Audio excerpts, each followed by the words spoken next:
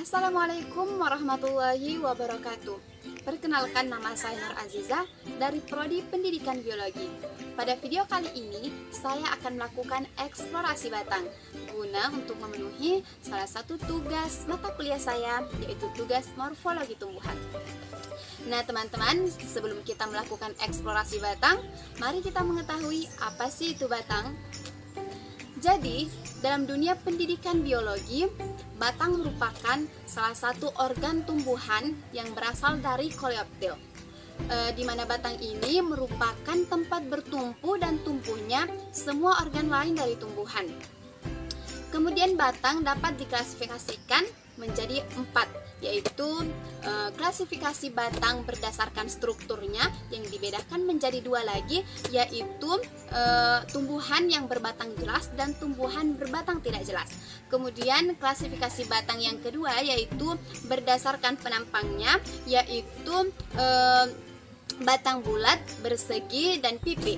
Kemudian yang ketiga yaitu klasifikasi batang berdasarkan permukaannya, yaitu batang dengan permukaan licin, beralur, berusuk, dan lain sebagainya. Kemudian yang terakhir yaitu klasifikasi batang berdasarkan arah tumbuhnya, yaitu batang yang tumbuhnya tegak lurus, menggantung, menjalar, dan lain sebagainya.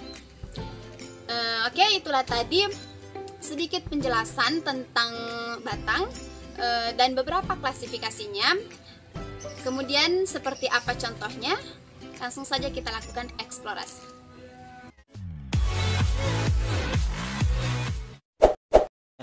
Di samping saya sudah ada tanaman kakao. Nah, batang tanaman kakao ini apabila dilihat dari klasifikasi berdasarkan strukturnya, tanaman kakao ini merupakan tanaman berbatang jelas, yaitu berkayu. Batang kakao ini keras dan kuat, tumbuh tinggi, dan bercabang jauh dari permukaan tanah. Dan apabila dilihat dari klasifikasi berdasarkan penampangnya, bentuk batangnya adalah bulat dengan batang bagian bawah lebih besar dan ke ujung semakin mengecil. Kemudian, berdasarkan arah tumbuhnya, batang kakao ini cenderung tumbuh condong ke atas.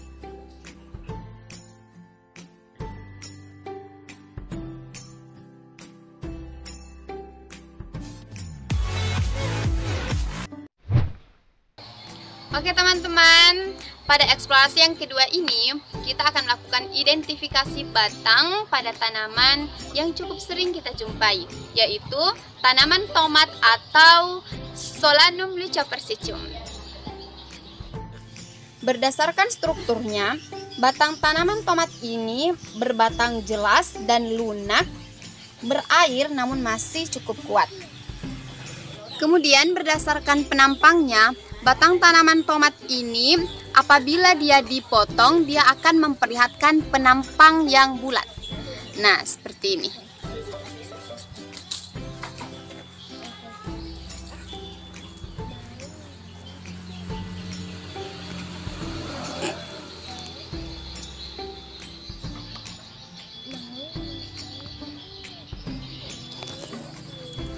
Oke. Kemudian klasifikasi yang ketiga yaitu berdasarkan permukaannya, bisa kita lihat batang tomat ini memiliki rambut-rambut halus dan kecil. Dan yang terakhir, berdasarkan arah tumbuhnya, batang tanaman tomat ini cenderung tumbuh ke atas.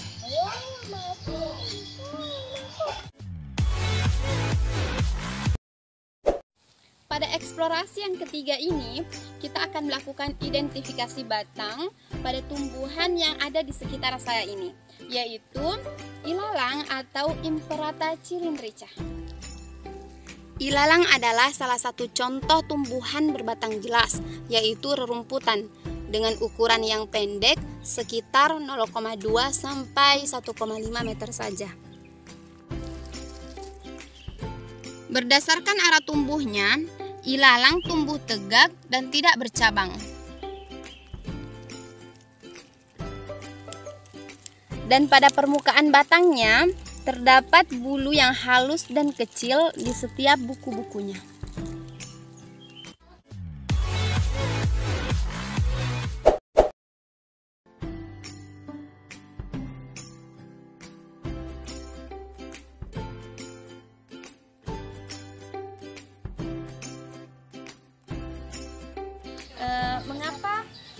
aloe vera ini termasuk batang yang tidak jelas karena jika kita melihat batang aloe vera ini memiliki batang yang sangat pendek dan ditutupi oleh daun-daun yang rapat.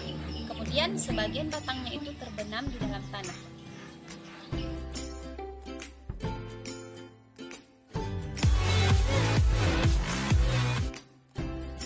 Nah, pada eksplorasi yang kelima ini, kita akan melakukan identifikasi batang pada salah satu tanaman hias, yaitu sirih gading atau Epipremnum aureum.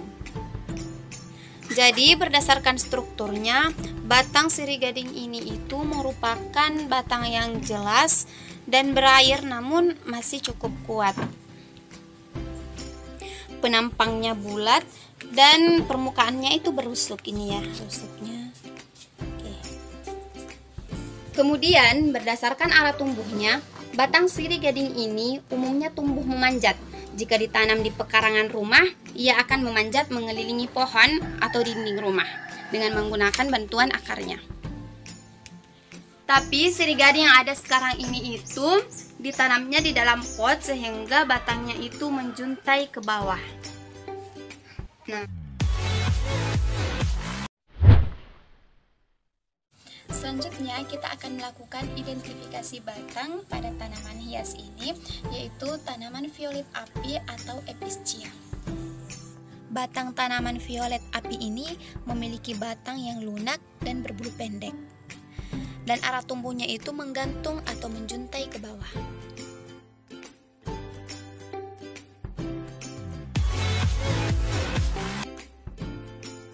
Pada eksplorasi yang selanjutnya ini, kita akan melakukan identifikasi batang pada tanaman singkong atau Manihot esculenta. Nah, batang tanaman singkong ini merupakan batang jelas dan penampangnya itu berbentuk bulat dan permukaannya menunjukkan bekas-bekas daun. Dan arah tumbuhnya itu ke atas.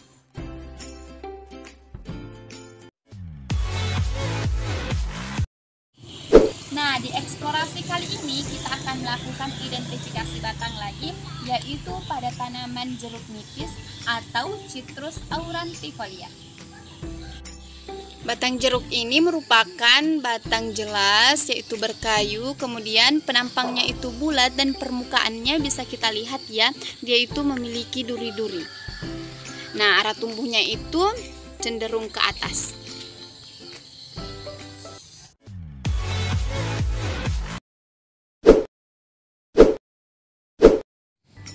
Pada eksplorasi selanjutnya, kita akan melakukan identifikasi batang pada salah satu tanaman yang biasa digunakan sebagai pohon peneduh, yaitu pohon kersen atau Muntingia calabura. Batang tanaman kersen termasuk jenis tanaman kayu ringan dengan permukaan yang memiliki lubang-lubang halus atau kecil dalam jumlah yang banyak atau disebut dengan lentisel. Lentisel ini memiliki fungsi yang sama dengan stomata pada daun, yaitu melakukan pertukaran karbon dioksida dengan oksigen.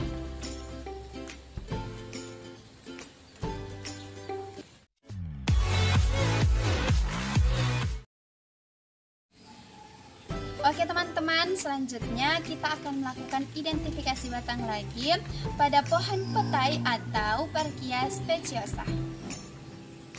Pohon petai memiliki batang berkayu dengan penampang yang bulat dan bisa kita lihat pada permukaannya mengelupas, artinya batang pohon petai memperlihatkan lepasnya kerak.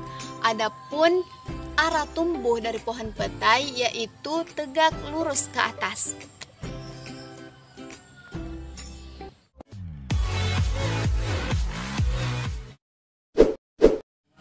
Selanjutnya kita akan melakukan identifikasi batang pada salah satu tanaman hias, yaitu bunga pukul 9 atau Portulaca grandiflora.